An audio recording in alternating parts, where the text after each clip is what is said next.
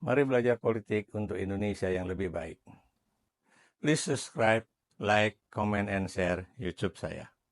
Teman-teman, kali ini saya ingin membahas satu persatu dosa-dosa dalam tanda kutip Jokowi atau kebijakan-kebijakan Jokowi yang bisa masuk dalam kategori korupsi jabatan.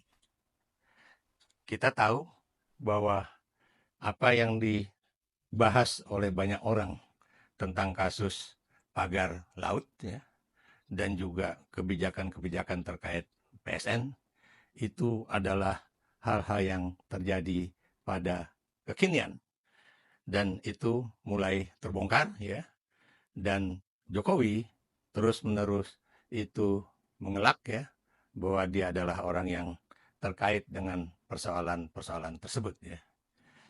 Baiklah, saya akan bicara satu persatu ya. Mengapa satu persatu? Karena ini bisa kita lihat apakah itu bagian dari yang disebut dengan organized crime and corruption seperti yang dikatakan oleh OCCRP ya, ataukah ini adalah suatu proses yang kita sendiri tidak sadar ya. Saya itu terus terang ya menjadi pengagum Jokowi saat dia masuk ingin menjadi gubernur Jakarta ya. Dan kita tahu pada saat itu poin yang dia bawa itu adalah mobil SMK. Dan bagi saya pada saat itu, ini adalah suatu hal yang sangat baik yang dicanangkan oleh seorang calon kepala daerah ibu kota Jakarta ya, yang dibawa dari gagasannya itu dari Solo atau Surakarta. Namun kita tahu hal itu tidak pernah terjadi atau apa yang dia gagas tidak pernah menjadi kenyataan. Nah, menurut saya ini adalah bagian dari kebohongan publik yang dilakukan oleh seorang pemimpin. Itu catatan saya yang pertama. Kita juga kemudian melihat ya bagaimana dia juga mengajukan anaknya untuk menjadi calon wali kota Solo ya. Yang kita juga tahu ya bagaimana itu terjadi, bagaimana proses pendaftarannya, bagaimana juga pengumpulan fotokopi KTP, dan juga siapa yang kemudian menjadi lawan dari sang anak ya, Gibran Rakabuming Raka pada Pilkada 2020-2021 itu ya. Kenapa saya katakan 2020-2021? Ini adalah suatu proses sampai bagaimana dia menjadi calon dan kemudian maju terpilih menjadi wali kota Solo. Dan ini catatan saya yang kedua ya.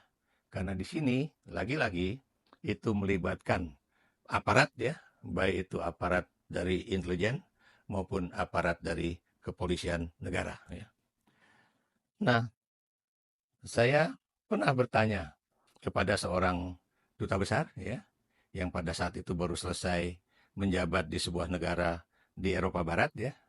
Saya tanya kepada beliau, "Bang, sejak kapan abang itu tidak lagi berhubungan dengan Presiden Jokowi?" "Oh, udah lama, Krar." "Sejak kapan?" "Ya, sejak dia mengajukan Gibran menjadi calon wali kota Solo." "Oh, kenapa?" "Ya, karena gue udah lihat," dia bilang, "bahwa ini pasti akan tidak berhenti sampai wali kota Solo." Ya. Jadi beliau mengatakan pada saya, ini pasti akan terus berlanjut. Apakah nanti kemudian jadi gubernur, atau kemudian jadi wakil presiden, atau kemudian jadi calon presiden Republik Indonesia.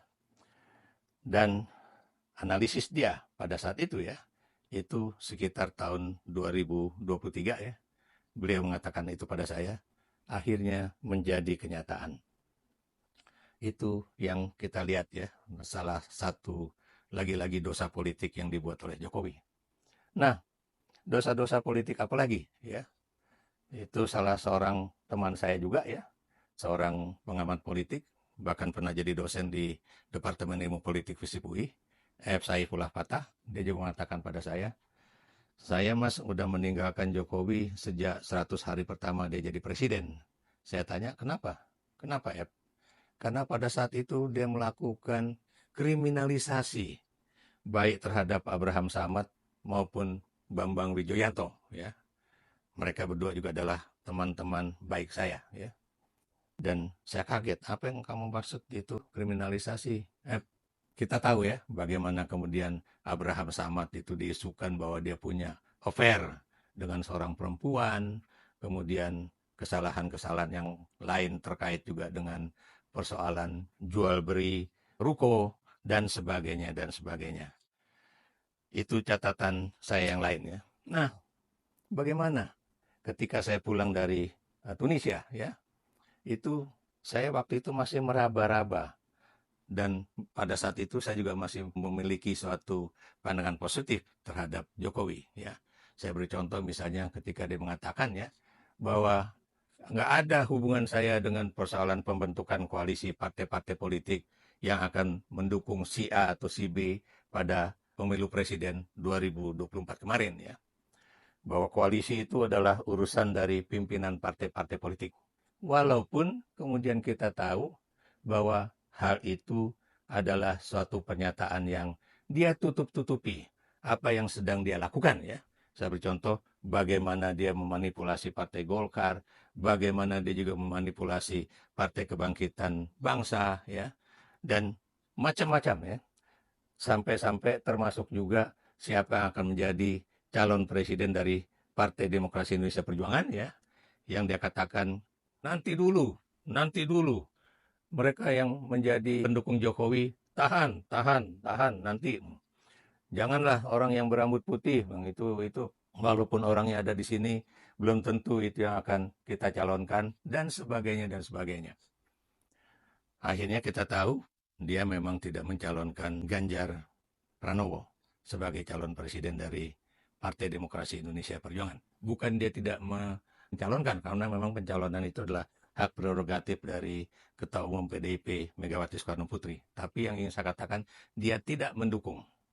Kita lihat lagi bagaimana proses Gibran menjadi calon wakil presiden, ya. Baik itu persoalan bagaimana dia mengubah aturan hukum yang ada di Undang-Undang Pemilihan Presiden, ya. Sampai kemudian juga permainan-permainan dia terkait dengan Mahkamah Konstitusi. Dia juga mengatakan nggak ada intervensi, nggak ada cawe-cawe, tapi kita tahu proses itu terus berlangsung. Siapa lagi-lagi yang membongkar? Antara lain adalah bocor alus politik majalah Tempo, ya. Dan kita lihat lagi, ya, apalagi yang kemudian terjadi belakangan ini, ya. Bagaimana dia juga menggunakan aparat keamanan negara, ya, aparat desa, dan juga aparat yang lain, ya, termasuk juga pegawai negeri sipil, untuk memenangkan calon-calon kepala daerah yang ikut di dalam pilkada, khususnya di daerah Jawa Tengah dan juga Sumatera Utara, ya.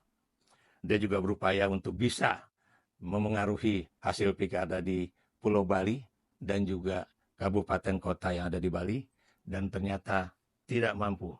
Yang menang itu tetap adalah calon sebagian besar, ya, calon-calon dari PDIP. Di Jakarta, ya, kita juga tahu bagaimana usaha dia untuk memajukan salah satu calon, ya, yang didukung oleh baik itu Prabowo dan juga dirinya sendiri, ya, Jokowi, ya.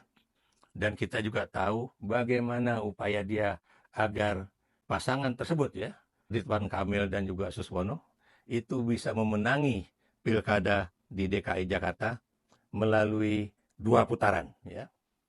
Dan upaya itu sudah benar-benar sangat aktif, ya.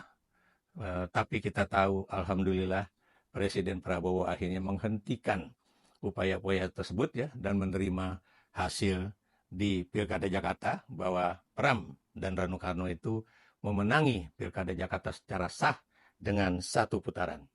Nah, selesai dengan persoalan pilkada, ya, ternyata muncullah hal yang kemudian kita tahu apa yang disebut dengan pemberitaan dari OCCRP, ya, bahwa Joko Widodo, Presiden ke-7 Republik Indonesia, masuk dalam nominasi sebagai tokoh paling korup di dunia, ya, atas dasar catatan-catatan dari OCCRP. Dan kita tahu ya, berbagai pendukungnya, baik yang dari partai politik maupun yang dari organisasi kemasyarakatan ya, ataupun misalnya semua yang menjadi kelompok-kelompok kepentingan pendukung Jokowi, wah, membabi buta mendukung dia. Bahwa ini pekerjaan dari Tempo Group gitu kan, bahwa ini juga pekerjaan dari Partai Demokrasi Indonesia Perjuangan, dan ternyata akhirnya ada jawaban dari OCCRP bahwa semua itu adalah masukan-masukan yang diberikan oleh berbagai kelompok, yaitu kelompok jurnalis investigasi ya, yang menjadi anggota dari OCCRP. Dan kita tahu bahwa OCCRP itu ternyata adalah suatu lembaga independen yang dananya didapatkan dari yang namanya United Nations Democracy Fund ya. Jadi inilah suatu hal yang benar-benar resmi. Dan kita juga tahu bahwa catatan-catatan itu dia atau mereka dapatkan melalui suatu kumpulan data-data yang mereka miliki, termasuk juga data yang pernah dikeluarkan oleh Dewan HAM PBB ya, yang bersidang antara 22 dan 23 Maret 2024 ya, mengenai bagaimana mungkin seorang presiden yang namanya Joko Widodo kemudian bisa cawe-cawe di dalam pemilu presiden 2024 kemarin ya. Ini yang kemudian menjadi poin demi poin bertambah ya, dan kemudian berbagai hal-hal yang dulu cuma menjadi catatan-catatan publik di tingkat politik domestik Indonesia, ini ternyata masuk menjadi bagian dari politik internasional ya. Dan Anda tahu kalau sebuah negara itu tokoh politiknya, apalagi presiden ya, itu masuk kategori tokoh paling korup di dunia, Anda tuh bisa tahu apa yang terjadi pada Indonesia. Seperti yang saya telah bahas di YouTube saya beberapa waktu yang lalu ya. Bahwa Indonesia ini akan buruk namanya, Indonesia akan sulit mendapatkan foreign direct investment ya, atau investasi langsung dari asing ya, dan kemudian juga banyak ya, ini yang kemudian menyulitkan Presiden Prabowo dalam menjalankan kekuasaannya ya, khususnya dalam upaya beliau untuk mendapatkan foreign direct investment dan juga tentunya mendapatkan bantuan dari berbagai negara asing ya. Dan kita tahu ya, ini nggak berhenti sampai sini, tiba-tiba muncullah suatu peristiwa yang terkait dengan bambu-bambu yang dipasang oleh beberapa perusahaan ya, yang sampai sekarang lucunya KKP juga belum tahu katanya siapa yang menjadi pemasang tersebut. Ada yang mengaku bahwa itu adalah perbuatan dari para nelayan sendiri, tapi berita-berita yang terus kita ikuti belakangan ini menyatakan bahwa yang namanya nelayan di wilayah Tangerang dan juga Jakarta Utara saat ini mulai bergelora kembali untuk bisa menangkap ikan ya, melewati batas laut yang selama ini tertahan oleh pagar bambu yang disebut dengan pagar laut tersebut ya. Dan kita tahu bahwa ini bukan hanya sebuah pagar laut. Ini ternyata di dalam laut yang dipagari tersebut itu ada garis-garis yang menunjukkan bahwa orang-orang ada atau perusahaan-perusahaan ada yang memiliki surat hak milik atas tanah ya, dan juga ada juga surat hak guna bangunan ya.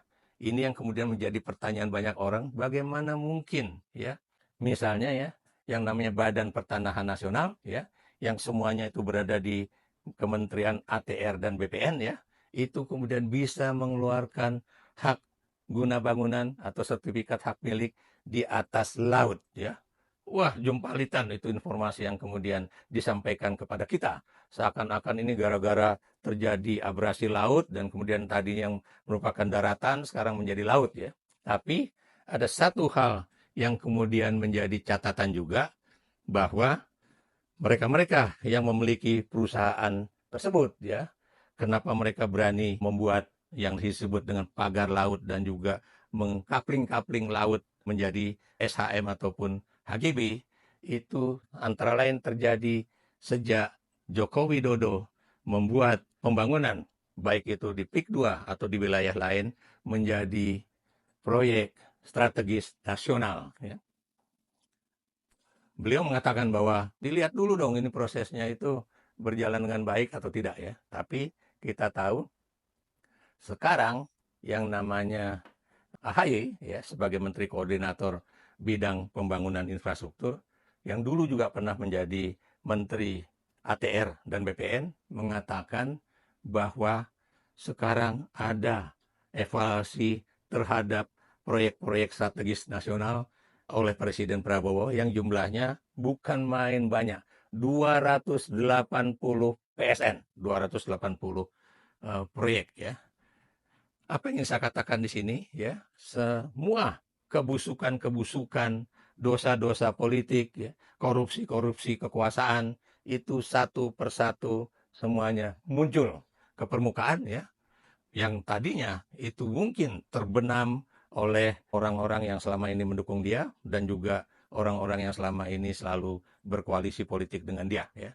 Dan Anda juga tahu ya, bukan cuma ini, tapi juga bagaimana dia juga bisa melemahkan KPK ya. Ini bukan cuma Jokowi, tapi asli ada koalisi dengan partai-partai politik dan anggota-anggota DPR yang membahas soal bagaimana melemahkan KPK, yang juga melakukan suatu proses juga ya, bagaimana itu juga mengubah dasar hukum bagi Mahkamah Konstitusi, dan juga Anda tahu perubahan mengenai Omnibus Law ya, dan kemudian juga bagaimana perubahan mengenai undang-undang Minerba ya, yang semuanya lagi-lagi hanyalah menguntungkan pihak pemilik kekuasaan yang kemudian bisa seakan-akan membagi-bagi apa yang disebut dengan proyek dalam kaitannya dengan pertambangan. Saya beri contoh, yang tadinya misalnya organisasi keagamaan bisa dapat proyek pertambangan, yang tadinya adalah organisasi kemasyarakatan juga bisa dapat proyek pertambangan, sekarang masuk lagi perguruan tinggi juga bisa mendapatkan proyek-proyek pertambangan. Apa yang saya katakan di sini, upaya-upaya untuk melakukan yang disebut dengan bagaimana government itu menarik ya organisasi-organisasi tersebut supaya tunduk pada pemerintah, itulah yang terjadi. Tapi lagi-lagi ya, yang namanya kebusukan disimpan bagaimanapun caranya pasti akan terus terbuka, terbongkar, akan diketahui oleh masyarakat banyak. Mengapa? Karena kita tahu sesuatu yang busuk, bagaimanapun Anda menyimpannya, dimanapun Anda menyimpannya, semua akan terbuka di mata masyarakat, bukan cuma di Indonesia, tapi juga di dunia. Karena itu, jangan heran kalau kemudian pemerintah Prabowo Subianto akan melakukan evaluasi dan mudah-mudahan bukan hanya pada proyek-proyek PSN saja, tapi tuntutan apa yang harus dilakukan kalau misalnya kebijakan-kebijakan tersebut masuk dalam kategori kebijakan politik yang menggunakan kekuasaan negara untuk keuntungan para konglomerat ya, dan kemudian merugikan rakyat banyak. Berikan pendapat Anda.